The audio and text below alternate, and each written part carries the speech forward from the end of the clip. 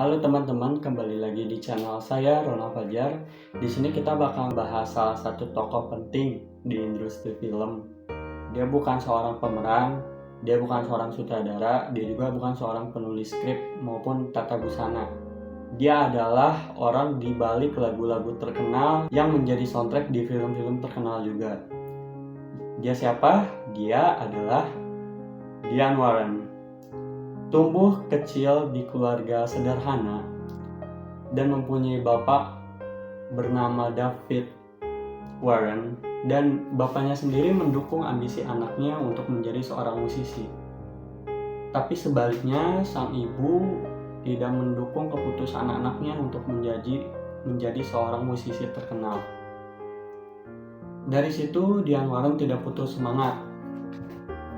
Dia mulai menjadikan itu sebagai inspirasi dan menjadikannya karakter yang keras kepala akan ambisinya, cita-citanya untuk menggapai apa yang dia impikan sejak kecil.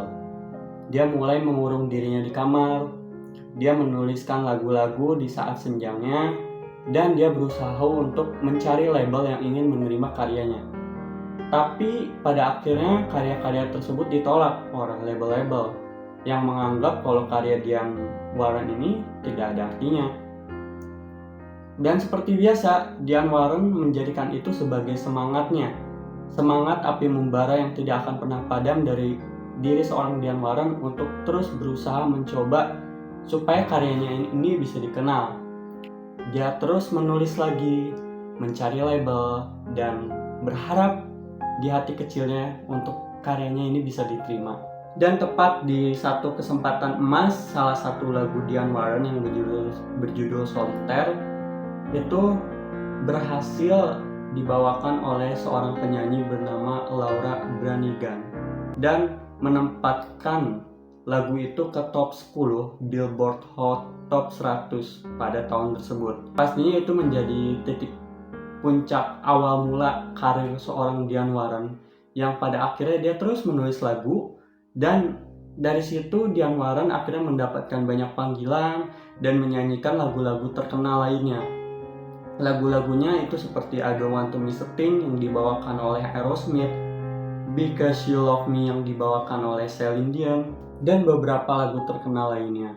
Dia juga orang di balik lagu-lagu terkenal dari penyanyi-penyanyi terkenal seperti Whitney Houston, Mariah Carey, dan Beyonce. Dari situ banyak prestasi yang Diane Warren dapatkan. Antara lain adalah menduduki puncak Billboard, mendapatkan Grammy, bekerja sama dengan banyak label, dan bisa menciptakan lagu-lagu yang dinyanyikan oleh penyanyi-penyanyi papan atas. Puncaknya, dia mendapatkan 16 kali nominasi Oscar untuk Best Original Song dalam sebuah film. Tapi dari situ ada satu fakta kelam yang cukup membuat kita sangat sedih, terharu, karena pada akhirnya dari ke-16 nominasi Oscar yang dia dapatkan, dia tidak bisa membawa pulang satupun Oscar dari ke-16 nominasinya. Itu menjadi titik mula yang membuat orang-orang di sekitarnya, orang yang mengetahui Diane Warren itu sedikit menyayangkan seorang legenda bernama Diane Warren yang mengisi banyak-banyak soundtrack dari artis-artis terkenal yang kemudian dijadikan soundtrack dari banyak film, itu pada akhirnya kurang diapresiasi. Dan tepatnya di tahun 2022 dia mendapatkan honorary Oscar dan menyampaikan kesannya di pidato Oscar.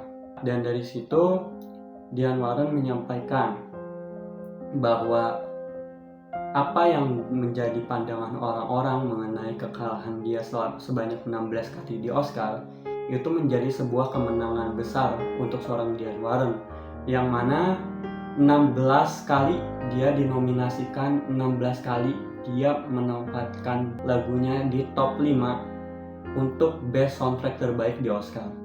Dan ini menjadi pola pikir yang sangat kuat, yang sangat bagus dan sangat pintar untuk Diane Warren. Dia menganggap apa yang dia cintai itu lebih penting dari sebuah penghargaan atau validasi. Dari situ Diane Warren terus menuliskan lagu dan karya-karyanya dikenal oleh banyak orang. Buat gue, lagu yang gue sukain itu I Don't Want to Miss a Thing yang dibawakan oleh Aerosmith. Lagu itu punya perasaan dan kesan yang cukup dalam, ditambah dan dibalut oleh rock karya Aerosmith yang pastinya kita semua yang mendengar pun ikut hanyut dalam perasaan film tersebut. Kalau kalian, apa yang jadi karya terbaik Dian Warren dan di momen apa dia seharusnya bisa memenangkan Oscar? Tulis di kolom komentar dan jangan lupa subscribe. Take care.